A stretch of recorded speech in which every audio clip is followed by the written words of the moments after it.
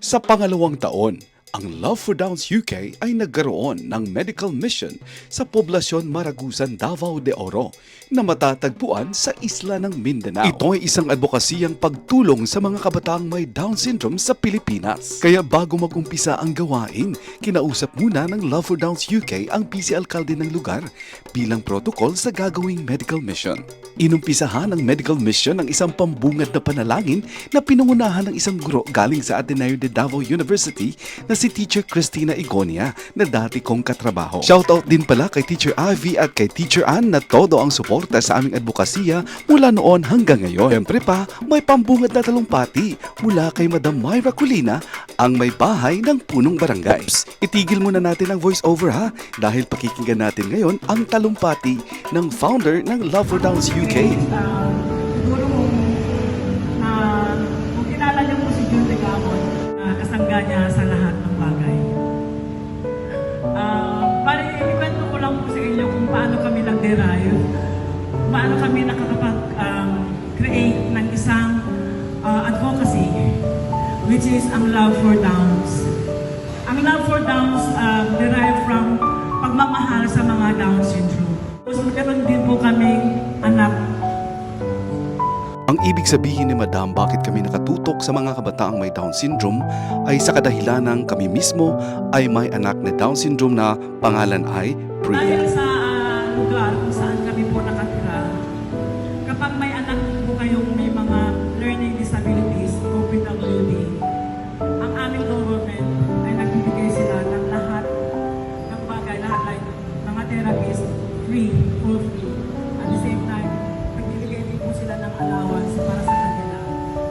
So, a way of thanking sa ating Panginoon na para maibalik namin yung mga blessings na ibinigay sa amin ng Panginoon. Nag-decide kami mag-asawa na mag-create ng isang advocacy, which is ang Love for Downs. Meron po kaming anak, very talented, very beautiful daughter. It's not very beautiful dahil, syempre, kailangan po buhatin ang sarili bago para sa aking anak. Na siya yung pinaka-number one na blessing na ibinigay sa amin ng Panginoon. Na si Priya Angela Vitamon. Siya po ay mag-8 years old po sa March 3. So, kung sa mga friends namin sa Facebook, nakikita niyo po halos naman po ng aming wall. Siya po, dahil siya po ay napaka-talented na bata. Halos ang post namin ay ang kanyang pagsayaw. Kumakanta din siya. So, si Priya po, kilala po sa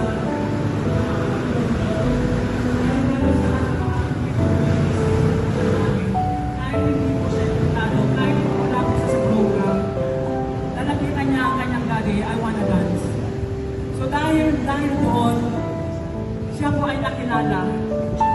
At tuwing mag-perform si Priya sa London, ang audience, dahil sa tuwaan ngayon, binigyan po siya ng pera. At yung perang ibinibigay sa kanya,